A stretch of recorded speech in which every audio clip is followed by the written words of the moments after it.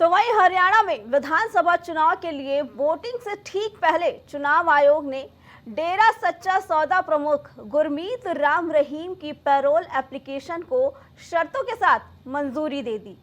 इस बीच अंशुल छत्रपति ने पैरोल के आवेदन को रद्द करने के लिए मुख्य चुनाव आयुक्त को एक पत्र भी लिखा। इसमें उन्होंने लिखा है कि संगीन अपराधों का दोषी डेरा प्रमुख गुरमीत राम रहीम अत्यंत प्रभावशाली है। जेल से बाहर आने के बाद वो मतदान को प्रभावित कर सकता है, इसलिए उसकी पैरोल के आवेदन को रद्द कर दिया जाए।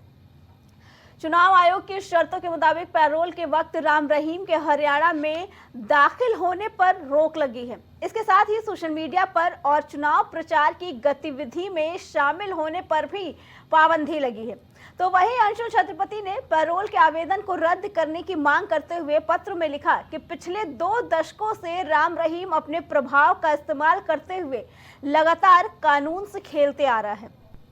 इसके साथ ही उसने पत्र में लिखा है कि राम रहीम को सजा सुनाए जाने के बाद भी उसे लगभग हर एक चुनाव के दौरान पैरोल का फायदा मिलता है। पिछले सालों में ही उसे 10 बार पैरोल पे छूट मिली है, जिसके तहत 255 दिन जेल से बाहर रहा। 10 में से 6 बार उसे किसी न किसी प्रकार से चुनाव के ऐन पहले ही ये छूट दे दी जाती है।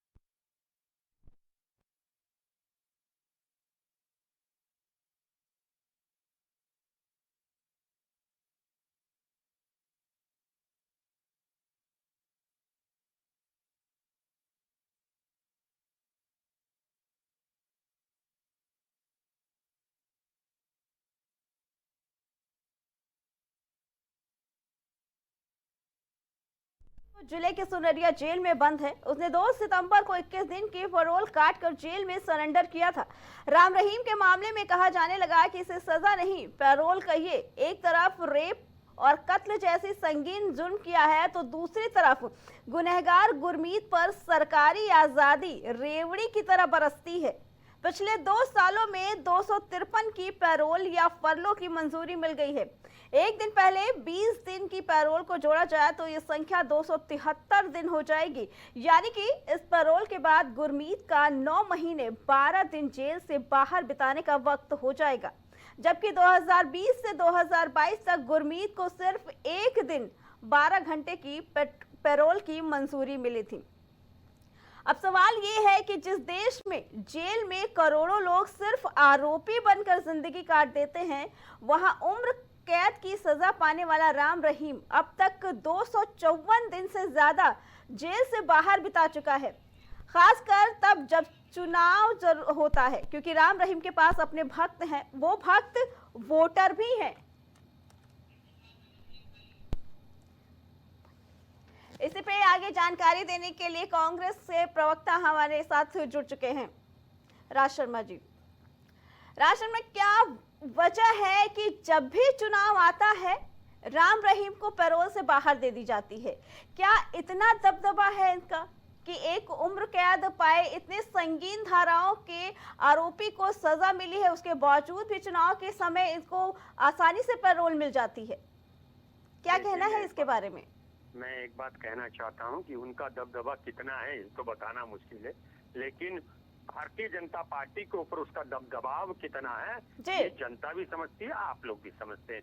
और मुझे लग रहा है कि इससे भारतीय जनता पार्टी का जो चरित्र है, जो उसके अंदर का छिपा हुआ कालापन है, वो सब दिखता है। मैं नहीं समझता कि ये हमारी जनता के प्रति अच्छा संदेश जाता है। ऐसे कृत्य नहीं होने चाहिए। अभी मैं आप ही को सुन रहा था, आपने एक बात बहुत ही अच्छी बोली कि कई लोग जो सिर्फ आरोपित हैं, जिन्हें सजा नहीं हुई, उन्हें जमानत नहीं मिल पा रही है। वो 4-4 साल से 5-5 साल से जेलों में सड़ रहे हैं, उन्हें जमानत नहीं मिल पा रही है। और इन्हें सजा होने के बाद ये लगभग जो 373 दिन बिता रहे हैं बाहर, ये क्या, ये कौन सी परिपाटी डालना चाह रही है ये सरकार? देखिए इलेक्शन आएंगे और जाएंगे, सरकारें बदलेंगी और आएंगी जाएंगी, बदलती रहेंगी। अटल बिहारी वाजपेयी साहब भी कहते थे। मैं सोचता हूँ ये उन्हीं के थोड़ा बताए हुए रास्तों में चल देते तो अच्छा होता। इससे जो आज के हमारे भविष्य के नौनिहाल हैं उनको भी गलत संदेश जाता है कि इस तरह से जो बातें हो रही हैं उसका प्रभाव हमारे मानसिक रूप में जरूर पड़ता है। और मैं समझता हूँ ये कृत्य करने से भारतीय जनता पार्टी को बचना चाहिए था। और भारतीय जनता पार्टी जो सोच रही है उसके मंसूबे पूरे मुझे तो नहीं पूरे होते हुए राशन में जी, एक तरफ भारतीय जनता पार्टी का ये दावा रहता है कि वो अपराधियों के खिलाफ है, अपराधियों को बढ़ावा नहीं देती है। ऐसे में ये तस्वीर कि जब भी चुनाव के नतीजे आते हैं राम रहीम को बेल मिल जाती है। देखिए इनका चरित्र तो आपको पता ही है, ये झूठ बोलते हैं। इनके जो हमारे देश के जो प्रधानमंत्री हैं वो चीफ मिनिस्टर होते हुए कुछ कहते थे, प्रधानमंत्री बनने के बाद यू टर्न ले लेते हैं। ये तो भारतीय जनता पार्टी का कैरेक्टर है। तो मैं आपको एक दावे के संग कह सकता हूँ कि जो इस भारतीय जनता पार्टी का कैरेक्टर है वो पब्लिक समझ चुकी है। और इसलिए आप देखिए कि अब ये दिन प्रतिदिन एकदम इनका डाउनफॉल होता जा रहा है। और निश्चित रूप से आप देखेंगे आगे जो इलेक्शन हो रहे हैं जिनमें प्रदेशों में हो रहे हो कि आगे चल के केंद्र का इलेक्शन हो, इसमें भारतीय जनता पार्टी नेता मूंद हो जाएगी। क्योंकि राशन जी, क्या लगता है कि राम रहीम का इस वक्त पैरोल से बाहर आना कहीं ना कहीं राजनीतिक समीकरण को दर्शाता है? क्या ये भाजपा की वजह से ही है?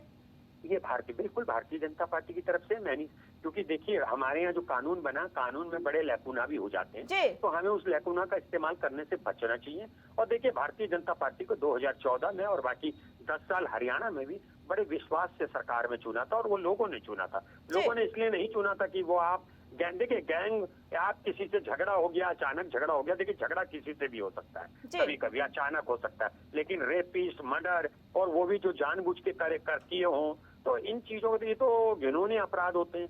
मैं कहता हूँ इनसे तो इनके साथ इन ऐसे अपराधियों के साथ चलने से भी, जिस रास्ते से ये गुजरते हो उस रास्ते से अगर आप गुजरते हो तो मुझे लगता है घर पे आके गंगा जल छिड़कना चाहिए। लेकिन भारतीय जनता पार्टी इतनी पाप की भोगी हो चुकी, इसे भारतीय जनता पार्टी नहीं कह के अब इसे बेटी जलाओ पार्टी कहो तो मुझे लग रहा है ये कोई अतिशोक्ति नहीं होगा।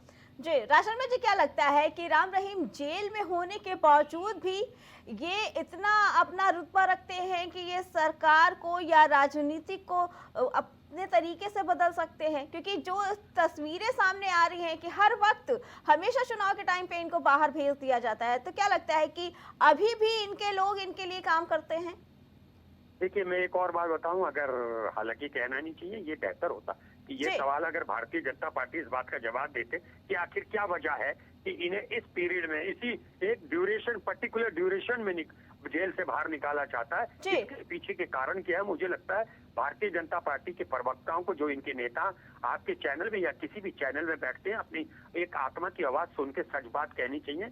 लेकिन मैं एक बात आपको भी मुतमईन करना चाहता हूँ कि दुनिया की, देखिए एक और बता दूं, ये भला कहते रहे कि दुनिया की हम सबसे ज्यादा कार्यकर्ता वाली पार्टी है, और ये कार्यकर्ता पार्टी नहीं है, ये झूठे लोग अपने मैसेज बनाते हैं। मैं आपको एक इनके हटकर बोल रहा हूँ कि मेरे ही जिले में इनका जिला उपाध्यक्ष मेरे मोबाइल में मुझे भेज देता है, क्लिक करिए और भारतीय जनता पार्टी के सदस्य बन जाइए। आजकल ये होटलों में भी चलाने लगे, होटलों में ओटीपी पहुंचते बन जाते हैं। तो मैं तो इसका भी विरोध करता हूँ। एक बात जरूर कह सकता हूँ, अगर दुनिया में सबसे झूठी पार्टी है तो वो बेटी जलाओ पार्टी है। ठीक है। राशन में जी, क्या लगता है कि अब जो राम रहीम बाहर आए हैं, इसका हरियाणा चुनाव पे असर देखने को मिलेगा? देखिए अब जनता, देखिए हम कितनी भी बातें कह रहे हैं और असर तो मैं बताऊं ना, देखिए एक असर अगर एक गरीब से गरीब आदमी भी होता है उसका भी एक वोट पे असर होता है, फैमिली पे असर होता है। मैं अगर किसी भी मानसिक रूप का होऊंगा, किसी को भी पसंद करता हूँ, लेकिन हो सकता है कि मेरे घर में भी कभी कभी होते हैं, दो बांट हो जाते हैं। मेरे संग तो ऐसा भी हुआ कि एक हस्बैंड ने दिया बीजेपी को और वाइफ ने दिया कांग्रेस को। तो देखिए फर्क, मैं कहूँ, मैं झूठ नहीं बोल सकता क्योंकि मैं भारतीय जनता पार्टी का प्रवक्ता नहीं हूँ, मैं कांग्रेस का प्रवक्ता हूँ, मुझे सच बोलना है। फर्क तो पड़ता है, ऐसा कुछ नहीं है, क्योंकि जो अनुयायी होते हैं वो थोड़ा सा बहवावे में तो आ जाते हैं ना, भाव में आते हैं बेसिकली। तो कहना ये गलत नहीं होगा कि राम रहीम के ऊपर इतने संगीन आरोप हैं, बलात्कार के है, हत्याओं के आरोप लगे हैं, उसके बावजूद भी कहीं ना कहीं हरियाणा की जनता के अंदर उनका विश्वास अभी भी है। देखिए जनता का नहीं होता, देखिए मेरी बात सुन लीजिएगा, हम लोग नहीं है, मैं बहुत बात कहूंगा राम रहीम ने क्या किया, क्या नहीं किया, क्यों किया, कब किया, कहाँ किया, ये कानून देखे, कानून ने अगर उन्हें सजा दी, जज ने उन्हें सजा दी, तो मुझे लगता है कि he has done something wrong. और अगर दिए तो मैं नहीं सोचता हूँ कि उन्हें अनुयायियों को भी उनके बताए हुए कदम पे चलना चाहिए। हमें जो होते हैं, जो हम होते हैं, वही हमारे अनुयायी सीखते हैं। तो मुझे नहीं लगता कि आज, और वैसे तो मैं बताऊं कंप्राइज का जमाना है, आजकल पढ़े लिखों का जमाना है, लोग इतनी बातें मानते हैं। जी राज शर्मा जी, लेकिन अंशुल जिनके पिता की हत्या का आरोप लगा है गुरमीत सिंह पे, उसने ये याचिका को रद्द करने के लिए भी अपील की है कि मतलब इनके पैरोल को रद्द कर दी जाए। क्या कहना है इसके बारे में? नहीं, बिल्कुल करना चाहिए। और मैं तो बता रहा हूँ, मैं ये कोर्ट इन्हें नहीं देंगे। कोर्ट आज भी अगर हम थोड़ा बहुत बच रहे हैं, वरना ये सरकार लूट के खा जाए, हमारे देश को गिरवी रख दे ये सरकार। वो तो ये सुप्रीम कोर्ट, हाई कोर्ट बचे हुए हैं, जो कोर्ट एक चौथा हमारा तीसरा स्तंभ है, ये हमें बचा के चल रहा है। और मुझे निश्चित रूप से होगा कि जज कोई ना कोई फैसला ऐसा जरूर देंगे जिससे। लेकिन राज शर्मा जी, जो इनको जमानत मिली है, पैरोल मिली है, वो सशर्त मिली है कि ये चुनाव से संबंधित किसी भी चीज में भाग नहीं ले पाएंगे, सोशल मीडिया पे कुछ अपडेट नहीं कर पाएंगे। तो क्या लगता है कि इसके बावजूद भी पैरोल पे बाहर आना इनका कुछ फायदेमंद होगा? नहीं, सवाल ये नहीं है कि वो किस पे भाग नहीं ले सकते, सशर्त मिली हुई है, शर्तों के साथ मिली हुई है। सवाल ये नहीं उठता है। सवाल ये उठता है कि चर्चा में तो सबसे ज्यादा राम रहीम चल रहे। देखिए ना, पर मैं भी तो चर्चा कर रहे। अगर ये पैरोल पे रहते तो मुझे लगता कि इनकी चर्चा नहीं हो रही होती और समाज में एक गलत तरीके का संदेश नहीं जा रहा होता, जिस संदेशों से हमें और हमारे आने वाले बच्चों को बचना चाहिए। जी राज शर्मा जी, आपका बहुत बहुत धन्यवाद। पैरोल पे बाहर जो बलात्कार के आरोपी हैं, जो उम्र कैद की सजा पा रहे हैं, उन्हें चुनाव के समय ही पैरोल पे बाहर भेज दिया जाता है।